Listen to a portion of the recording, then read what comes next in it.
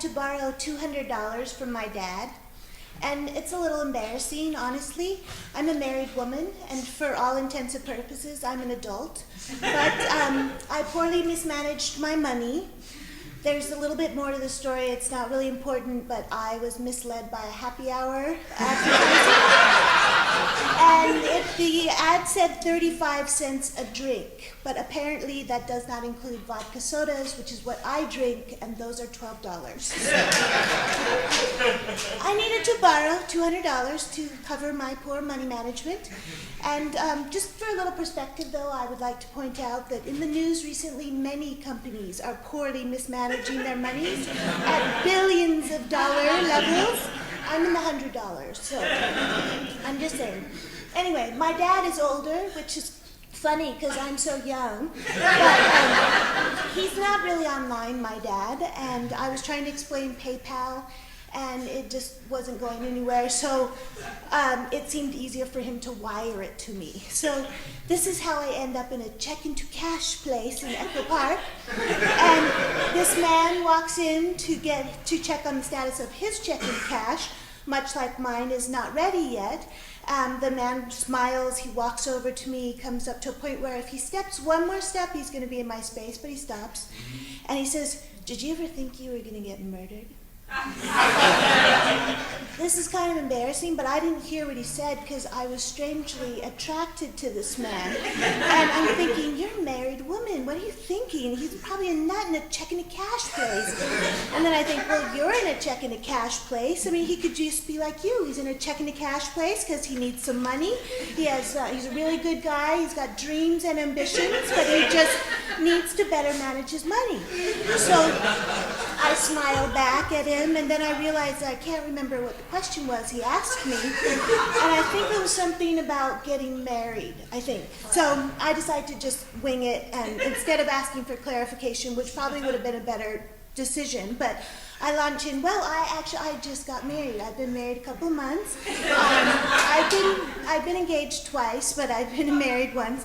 And you, are you married? And he says, I said murdered, not married. If you're good and perfect like Jesus, you'll be murdered. Now I'm back where I started. He's a nut in a check-in-the-cash place, right? I say, oh, I'm not like Jesus at all. And I walk over to the guy behind the bulletproof glass, wishing I better pay attention to my finances. And I say, is my money ready yet?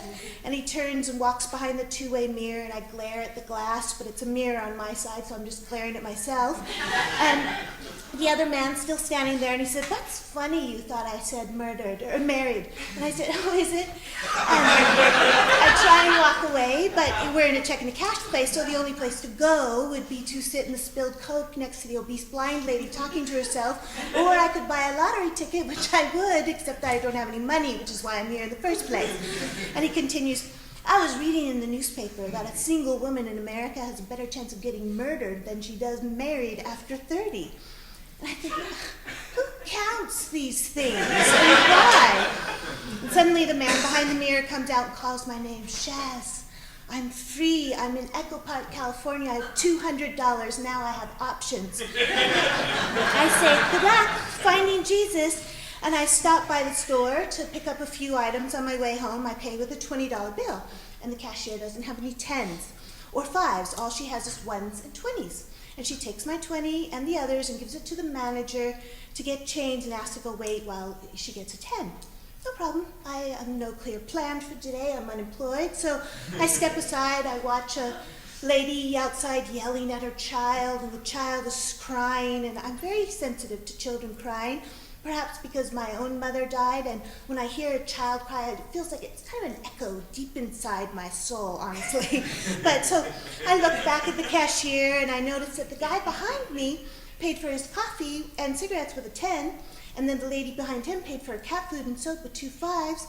And then the old man behind him paid for his beer with another 10.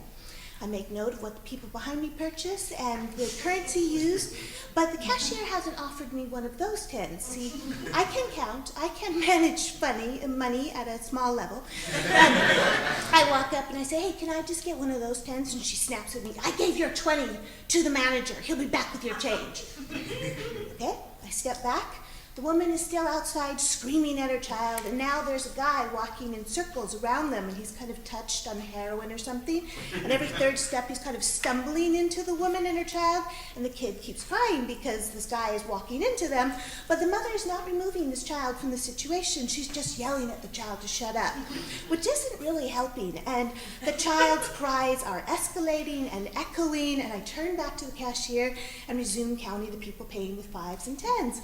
And I glance up to the two-way mirror where the manager disappeared with the 20 that I had. I glare at the glass, but it's a mirror, so on my side, I'm just glaring at myself.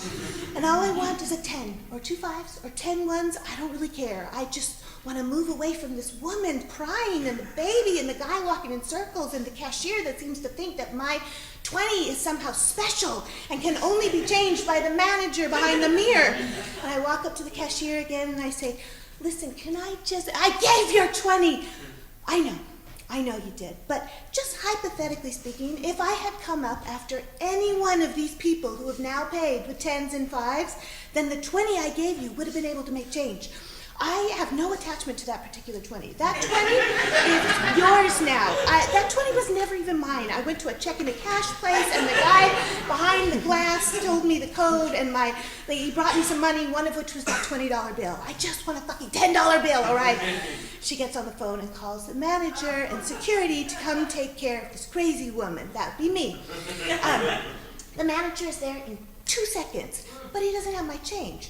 And I start to laugh, and then I start to cry, because I cannot explain to these people that I'm not insane. I just want my change. And that one of those 10s in her register is just as good as any that may or may not ever come from behind the mirror where managers live. And doesn't anyone want to make that woman stop screaming at that baby outside, and that guy stop walking in circles and knocking over the child? If someone would just pick up that kid and kiss him lightly on the forehead, he would stop crying. And the woman and her child are screaming, the guy's walking in circles, and the security guard's got my arm, just by the elbow where security guys do. And customers are starting to form a little crowd around me, see if I shoplifted something, or if I had something to do with the chaos outside, right? And the manager finally comes and gives me a $10 bill. And he gives the other 10s to the cashier, and the security guy let go of my arm, and just as I'm being escorted out of the store, this guy walks up to the cashier, hands a 50 to pay for some brie and pumpernickel bread, and she doesn't have any 20s, so she hands her the 50 to the manager and looks up at and I look up at this guy, and tears are streaming out of my eyes, and I say, do you have anything smaller? You will never be able to leave if you pay that 50. And he just looks at me like I'm crazy, right? And the security guy goes, I think you should leave. So I do, and as I leave, I reach down, I pick up the child, and the kid immediately stops crying. And I walk home vowing to from now on, take better care of my finances.